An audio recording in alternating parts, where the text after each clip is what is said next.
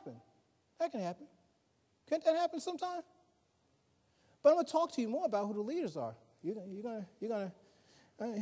feeling comfortable right now, but you're going to be a little uncomfortable.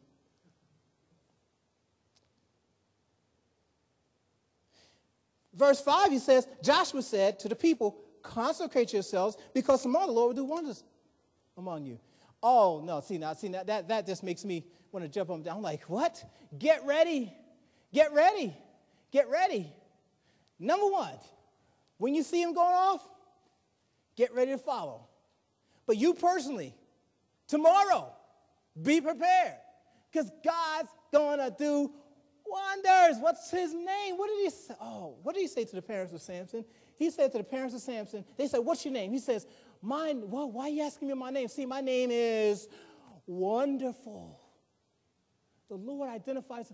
He's going to do something so in keeping with his character. And he's going to do such a wonderful thing. He's going to do something. He's going to do something. Now, see, here's the thing. Joshua had that conviction because he had been with the Lord. And God is calling you to the same thing, believe it or not. He's saying, come sit with me and learn with me, because what I want to do is I want you to know the great things I want to do in your life. Just come hang out with me. Hang out with me and learn of me. Learn of me. See what I'm going to do. Get ready. Are you ready? Are you ready for God? Let me tell you something. It's not just Joshua. It wasn't just Moses. See, this was a problem. They kept trying to live through Moses' experience. They wanted to live through Joshua's experience. Only a few of them really got to understand what God was trying to do in them, because they themselves drew close. They themselves drew close. They got it, and they drew closer into the Lord, and got to know his character and that they could trust him no matter what the odds were against God, what God was challenging them to do. So he says, get ready, because God will do wonders among you. And Joshua spoke to the priests, the leaders, take up the ark of the covenant and cross over ahead of the people, so that they took up the ark of the covenant and went ahead of the people. Now, remember now, they're about 4 blocks ahead. 4 blocks ahead. For those of us who raised up in the city, that's the only way I can help us to understand.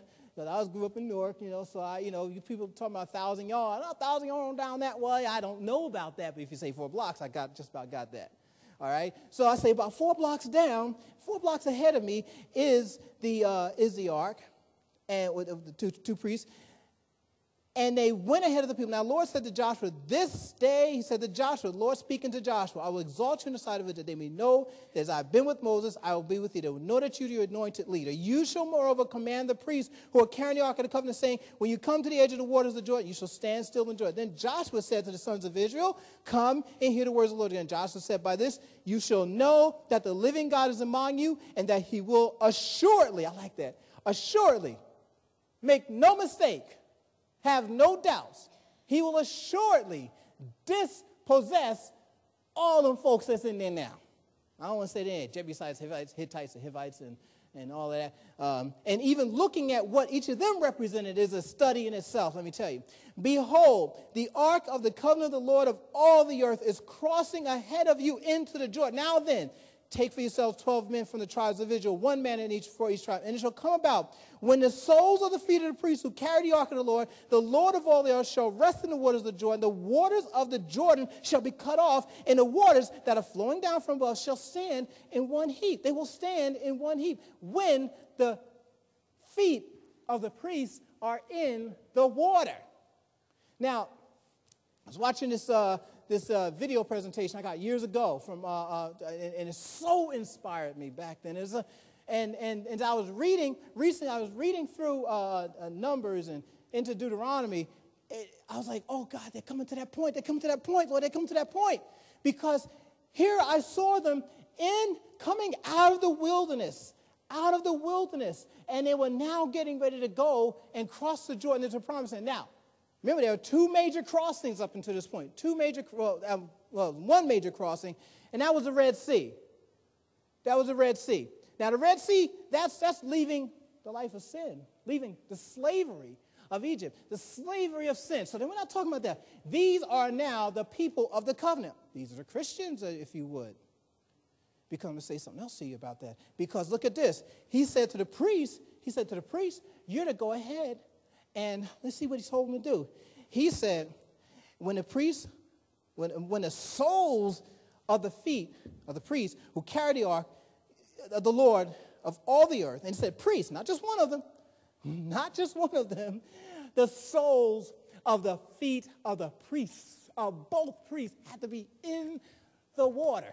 Now, mind you, I had a picture in my graphic, if you can imagine it. There's this beautiful picture of the Jordan, okay, about the place where they crossed. All right, nice tranquil looking thing. Well, the thing is that I think earlier on it mentions the fact that it was harvest time and the Jordan would be at flood stage at harvest time. Did you hear what I said? It wasn't the nice tranquil time when God took them across. It was when the river was like this. All year long, it's like this, you know. You can kind of wade across. Maybe have to swim at some point, you know. Might have to, you know, do a little rough, you know. But right about now, it's flood stage, and there's more water, and it's moving a lot faster. And it's a challenge for all them folks to get across. Now, Lord, you said, okay, but we got to go first? You got to need somebody here to help us? We can't say, hold this while I step in. Okay, give me my part. I can't even do that. No, you're telling me that I have to. Oh, God, you serious? Oh, can we talk about this? Now, how many of us had that experience? Come on now. How many of us have had that experience in your life? No hands raised. One person, couple of you is honest, because I have them every day, where God is saying, I told you, Leon, you need to trust me, but Lord, you can't do that. I won't do that. He's saying, I want you to step in. See, the thing is this. Who are the priests? 1 Peter chapter 2 says, you are. We are. Chosen generation, a royal priesthood, a holy nation, a people belonging to God. Our job is to show forth his praises. The praises of him who has brought us out of darkness and into his marvelous light. I like that in itself. That's the thing I get excited about. He brought me out of darkness. He drew me out. Something like Moses there. His name is drawn out. He drew me out of darkness. Drew me. You know what? Sometimes if you look at it, you know, it's like, you know, no man comes to the Father except the Father draws him. We think it's the Lord is coming to us with flowers and saying, come with me, come with me. But if you check out that word, it has a whole other connotation. I can't do it to these flowers, unfortunately, but I'll do it with this chair here. And it's sort of like a dead body, if you would. Unless the Father joys you, you can't come to faith. Hallelujah. Isn't that good news? Because how many of us know some of us came kicking and screaming until we got to that point where we said, yes, Lord, because he just wouldn't let up. I thank God for that. I thank God for that. But we, each of us, are called to a priesthood. That means each of us now has a multitude of believers. I'm not even talking about the unbelievers that are farther back there across the Red Sea who are watching from even farther distance. I'm not even talking about them. I'm talking about the people who are just 1,000 yards behind you, 4 blocks behind you, that they're waiting for you to step in and get your feet wet. And not only get your feet wet, get them all the way in. I'm not talking about a little dip because, you know, unfortunately, you know, some of the translations, I think New American Standard translates it to dipped. But actually, the word involves, you talking about dipped? How many of you have been baptized? That's the dipping, brother. That's the dipping.